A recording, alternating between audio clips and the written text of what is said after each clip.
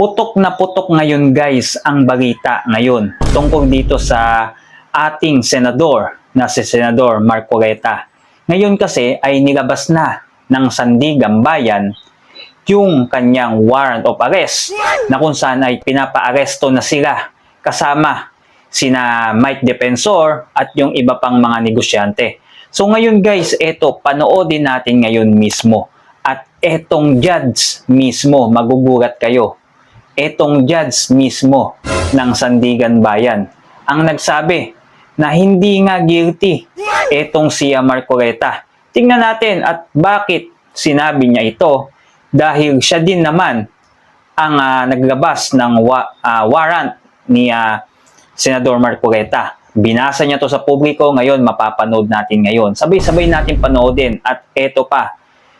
Etong si Senador Marcoleta ay talagang pumunta na ng Sandigan Bayan dahil hindi niya tatakbuhan yung kaso niya na plunder. At eto pa, no, magsasama-sama yata sila nila Jinggoy doon sa Payatas kasi doon kasi ikukulong ito si Senador Marcoleta at baka kasama niya dyan etong sina Mike Defensor, no? So eto, panoodin natin ngayon yung bagong latest news na kung saan nagulat ang lahat, no, dito sa sinabi ng judge mismo. Bakit niya kayo nasabi to? Panoodin natin ngayon yung video. Finally, security concerns, never mind that. Okay, that's it.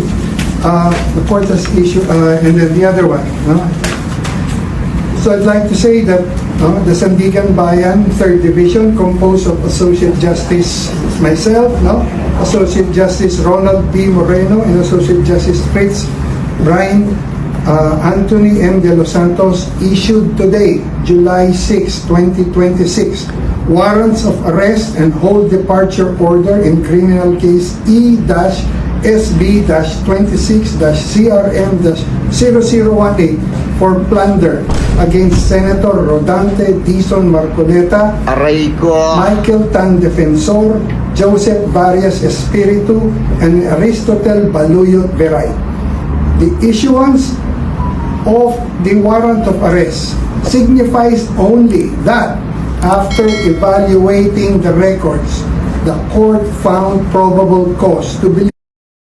Nako, nakitaan pala ng korte ng probable cause eto sila Marcoleta at si Mike Defensor upang maglabas nga sila ng arrest warrant laban sa mga to. At eto pa, no, eto pa lang sila Mike Defensor at yung mga kasama nila, kasama si Senador Marcoleta, ay talagang nilabasan din ng hold departure. So hindi sila pwedeng lumabas ng bansa. At eto pa, no, nagtataka ang mga tao ngayon, bakit kaya tiniming o itinaon ang pagpapahuli dito kay Senador Marcoleta ngayong impeachment ni BP Inday. Ngayon kasi mag-uumpisa ang impeachment ni BP Inday. Bakit itinaon? No? Diyan nagtataka yung ibang mga tao at yung mga taga-suporta ng mga Duterte. Nataon lang ba o sinadya? Sa tingin nyo guys, sinadya kaya? Alam nyo na, basta ganyang mga taktika, alam na natin kung bakit ganyan. Hindi yan nataon, di ba? That the accused committed the offense charged. Probable cause for the issuance of a warrant of arrest exists when the facts and circumstances would lead a reasonably discreet and prudent person to believe that an offense has been committed by the person sought to be arrested. Let me stress, yung warrant of arrest does not constitute a determination of guilt. Hindi pa guilty yan. All the accused continue to enjoy the constitutional presumption of innocence until their guilt is proven beyond reasonable doubt. Yon. Sabi ng judge ng Sandigan Bayan, hindi pa guilty itong si Senador Marcoleta. Pati yung kanyang mga kasama dyan, sila Mike Defensor at yung dalawa pa na kasama nila na nilabasan ng warrant of arrest. Mismong judge na nagsasabi, hindi pa yan sila guilty hanggat hindi pa napapatunayan sa korte na may sapat talagang basihan upang ikulong na sila o bigyan sila ng kaso talaga tapos ikulong. Ngayon guys ay haharap pa yan sa korte. Maglalabas pa sila ng mga ebidensya at papatunayan pa nila ito upang tuluyang makulong talaga ito si Marcoleta. Kaya lang ang problema nga is huhulihin ka. Ang pagkakalam ko dito mukhang wala yatang piyansa. Pero ngayon guys, mukhang nakapag-motion yata si Senador Marcoleta, mukhang nakapostpone yata yung pag-aresto sa kanila. Hindi ko lang alam kung yun yung Pero yun ang napanood natin sa ibang mga news, no? At ngayon, eto, nasa Camp Crame nga ito si Marcoleta. Kasi nga, sumuko nga siya. Sumuko siya. Ewan ko lang kung kasama dun si Defensor dun. Kasi sabi ni Defensor sa kanyang social media, talagang pinagpaliban muna. Pero ngayon guys, bakit kaya, ang pinakamalaking tanong dito, bakit kaya tinaon nila ito? Nagpasalamat pa nga si Senador Marcoleta tungkol nga dun sa sa nilabas ng Sandigan Bayan na arrest warrant nila. Nagpasalamat pa siya sa Sandigan Bayan kasi tinaon nga sa impeachment ni BP Inday. Ewan ko, yung iba sinasabi mukhang nakatanggap yata ng maleta itong mga to kaya nailabas nila. At ito pa, take note yung flood control, mas nauna pa to kaysa sa flood control, yung mga nagnakaw ng kaban ng bayan. Mas nauna pa to ang bilis yun ang sinabi ng mga tao dyan nung napanood nila itong video na to, itong judge ng Sandigan. Again, the court's proceedings are governed solely by the Constitution, the applicable laws, and the evidence properly presented before it.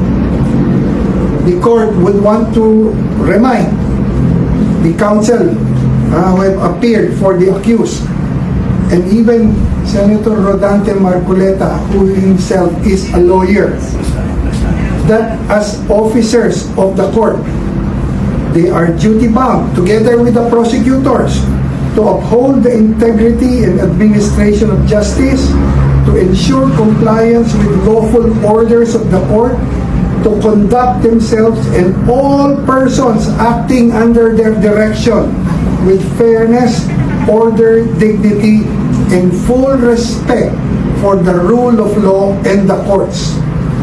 Full respect for the rule of law and the courts is non-negotiable.